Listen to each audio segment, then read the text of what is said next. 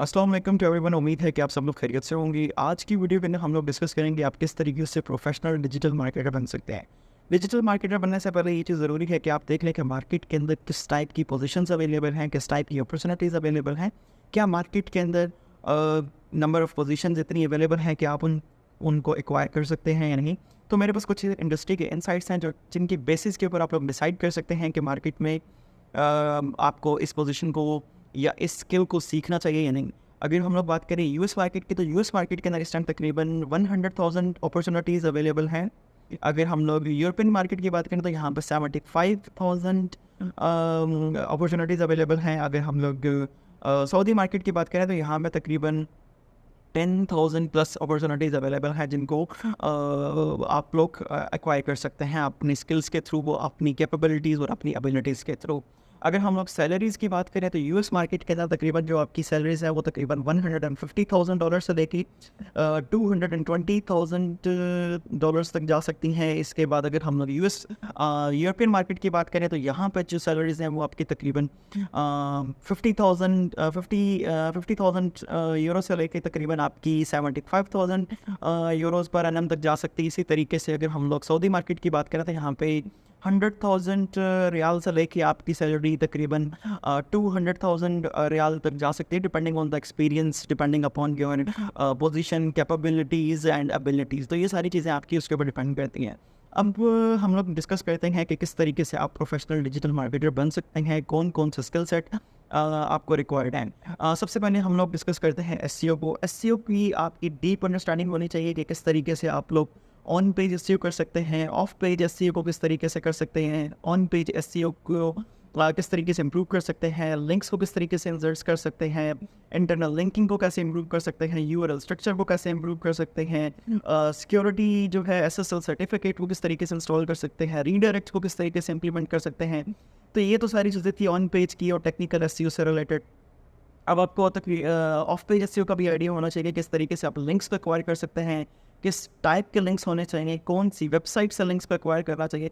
तो एसईओ की deep understanding होनी चाहिए और बहुत सारे एसईओ के टूल्स हैं जिसको आप लोग यूज़ कर सकते हैं सारे पर्पस के लिए, जो कि मैं इस वीडियो के अंदर कुछ आपके साथ शेयर कर देता हूँ। आपको एसईएमरश का आइडिया होना चाहिए, आपको एएचरेफ का आइडिया होना चाहिए, डीप क्रॉल का आइडिया होना चाहिए, फिर आपके पास स्ट्रीमिंग फ्रॉप का आइडिया होना चाहिए, गेट स्टैट्स का आइडिया होना चाहिए, गूगल एनालिटिक्स, सर्च कंसोल। तो ये वो सारे टूल्स हैं जिसको आप लोग अपनी एसईओ स्ट्रेटजी के अंदर, एसईओ प्लान के अंदर और एसईओ स्किल सेट के अंदर यूज़ करके अपने स्किल्स को इम्प्रूव कर सकते हैं। उसके बाद आपको सोशल मीडिया मार्केटिंग का आइडिया होना चाहिए। सोशल मीडिया मार्केटिंग के अंदर आपको सोशल मीडिया प्लेटफॉर्म्स का आइडिया होना चाहिए, कौन कौन से प्लेटफॉर्म्स हैं, किस टाइप के प्लेटफॉर्म्स हैं और किस टाइप का उसके ऊपर कॉन्टेंट जा सकता है, कौन सा प्लेटफॉर्म किस पर्पज़ के लिए यूज़ किया जाता है। तो ये सारी अंडरस्टैंडिंग आपको होनी चाहिए। उसके बाद आपको गूगल टैग मैनेजर का प्रॉपरली आइडिया होना चाहिए, गूगल टैग मैनेजर को किस तरीके से इम्प्लीमेंट कर सकते हैं। उसके बाद सोशल मीडिया प्लेटफॉर्म के पिक्सल्स को किस तरीके से वेबसाइट के अंदर इनकॉर्पोरेट कर सकते हैं। इसके बाद आपको इवेंट ट्रैकिंग का प्रॉपरली आइडिया होना चाहिए, किस तरीके से आप अपने इवेंट्स को वेबसाइट के अंदर इनकॉर्पोरेट कर सकते हैं और उन इवेंट की प्रॉपर टेस्टिंग आनी चाहिए। उसके बाद आपके पास आपको कन्वर्जन रेट को ऑप्टिमाइज़ करना आना चाहिए कि कन्वर्जन रेट को किस तरीके से ऑप्टिमाइज़ कर सकते हैं आप लोग। कैंपेन्स के थ्रू क्या कन्वर्जन रेट को ऑप्टिमाइज़ कर सकते हैं, जिसके अंदर आप देख सकते हैं कि आपने कौन सी बिडिंग स्ट्रेटजीज यूज़ की है, कौन सी क्रिएटिव यूज़ की है। तो ये वो सारी चीज़ें हैं जिसके थ्रू आप लोग कन्वर्जन को ऑप्टिमाइज़ कर सकते हैं। ए बी टेस्टिंग का आइडिया होना चाहिए। ए बी टेस्टिंग में थोड़ा सा बता देता हूँ कि आपके पास वर्जन ए है, वर्जन बी है, आप दोनों को टेस्ट करते हैं और देखते हैं कि कौन सा वर्जन बेस्ट परफॉर्म कर रहा हो, उस वर्जन के साथ अपनी कैंपेन को कैरी ऑन कर देते हैं। तो ये आपको ए बी टेस्टिंग आनी चाहिए। उसके बाद आपको डाटा एनालिसिस आना चाहिए, जो कैंपेन के थ्रू आपके पास रिजल्ट्स आए हैं उसको प्रॉपरली एनालाइज करना आना चाहिए। आपको पता होना चाहिए कि किस तरीके से रिजल्ट्स को मज़ीद इम्प्रूव किया जा सकता है, इसके इनसाइट्स क्या हैं, उसको आपको चार्ट्स और ग्राफ की फॉर्म्स के अंदर प्रेजेंट करना आना चाहिए। आपको टारगेटिंग ऑडियंस का प्रॉपरली आइडिया होना चाहिए कि कौन सी आपकी ऑडियंस है, किस प्लेटफॉर्म के ऊपर अवेलेबल है, आपने उस ऑडियंस को किस तरीके से अपना मैसेज कन्वे करना। तो ये वो सारी चीज़ें हैं जो कि सोशल मीडिया मार्केटिंग के अंदर आती हैं। इसके बाद आपको गूगल एड्स का प्रॉपरली आइडिया होना चाहिए। गूगल एड्स की कौन सी टाइप्स हैं, कौन सी टाइप्स की कैंपेन्स हैं, कौन सी टाइप की कैंपेन को किस वक्त रन किया जा सकता है।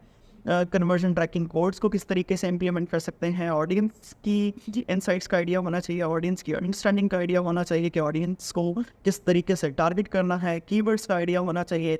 कीवर्ड्स के अंदर आप देख सकते हैं कि आपको कीवर्ड्स की टाइप्स का आइडिया होना चाहिए कि कौन कौन सी टाइप्स हैं, कौन सी टाइप्स को किस टाइम यूज़ करना है, बिडिंग स्ट्रेटजीज का आइडिया होना चाहिए, कन्वर्जन रेट ऑप्टिमाइजेशन का आइडिया होना चाहिए। कन्वर्जन रेट ऑप्टिमाइजेशन जो है वो टोटली डिपेंड करता है कि आपकी बिडिंग स्ट्रेटजीज कौन सी हैं।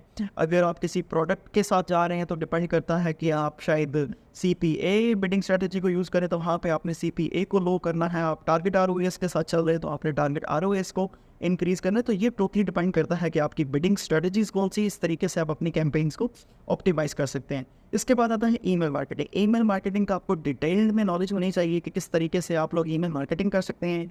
ईमेल मार्केटिंग के लिए कौन सा डाटा को यूज़ करना चाहिए, whether you should go for first party data या आपको थर्ड पार्टी डाटा के साथ जाना चाहिए। तो ये टोटली डिपेंड करता है कि आपके पास आपकी मार्केटिंग बजट के ऊपर डिपेंड करता है, आपकी मार्केटिंग एफर्ट्स के ऊपर डिपेंड करता है, आपकी मार्केटिंग स्ट्रेटजीज के ऊपर डिपेंड करता है।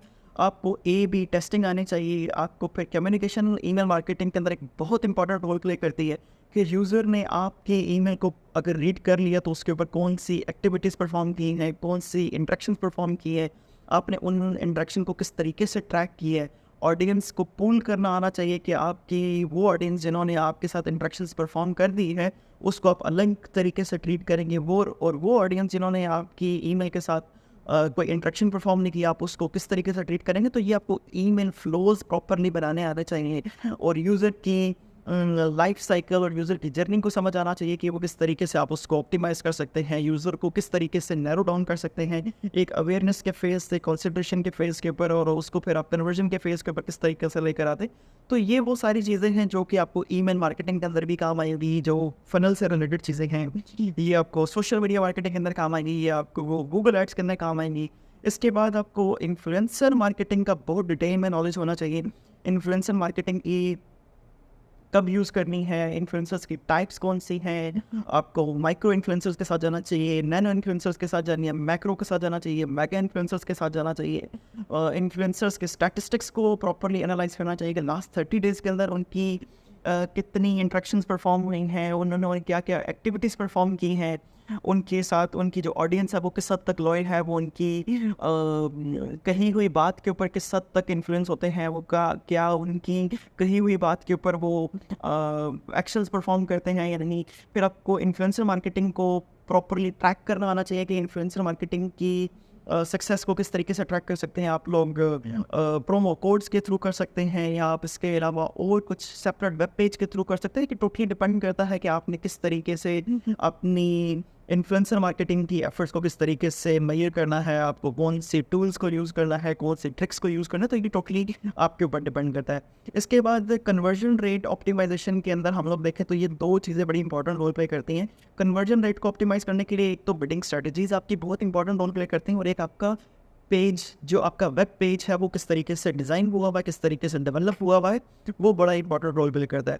तो इसमें आप लोग देख सकते हैं कि यूज़र ने आपकी वेब पेज के साथ किस तरीके से इंटरेक्शंस को परफॉर्म किया है, आप उसको मॉनिटर कर सकते हैं डिफरेंट टूल्स के साथ। आप हीट मैप को एनालाइज कर सकते हैं, आप लोग डिफरेंट टूल्स को इनकॉर्पोरेट कर सकते हैं अपनी वेब पेज के अंदर, जिसके अंदर आप लोग यूज़र्स की इंटरेक्शंस को देख सकते हैं। उसके बाद अपने पेज को मज़ीद बेहतर कर सकते हैं। यहाँ पे मैं आपके साथ एक टूल शेयर करता हूँ, MS क्लैरिटी है, और MS क्लैरिटी को आप लोग यूज़ कर सकते हैं अपने पेज को प्रॉपरली चेक करने के लिए। हीट मैप उसके साथ जनरेट कर सकते हैं, आप अपने पेजेस को एनालाइज कर सकते हैं कौन से पेजेस ने बेस्ट परफॉर्म किए। तो ये वो सारी एक्टिविटीज़ हैं जिसके थ्रू आप चेक कर सकते हैं कि आपने कन्वर्जन को किस तरीके से ऑप्टिमाइज़ करना है। इसके बाद बिडिंग स्ट्रेटजीज़ हैं जो कि टोटली डिपेंड करता है कि आपके बिडिंग मॉडल के ऊपर कि कौन सी आपने बिडिंग स्ट्रेटजीज़ यूज़ की है और आपने उसको किस तरीके से ऑप्टिमाइज़ करना है।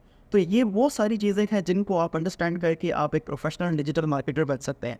उम्मीद है कि आपको वीडियो समझ में आई होगी। आपको काइंडली वीडियो को फॉलो कर लें और चैनल को सब्सक्राइब कर लें और लाइक कर दें।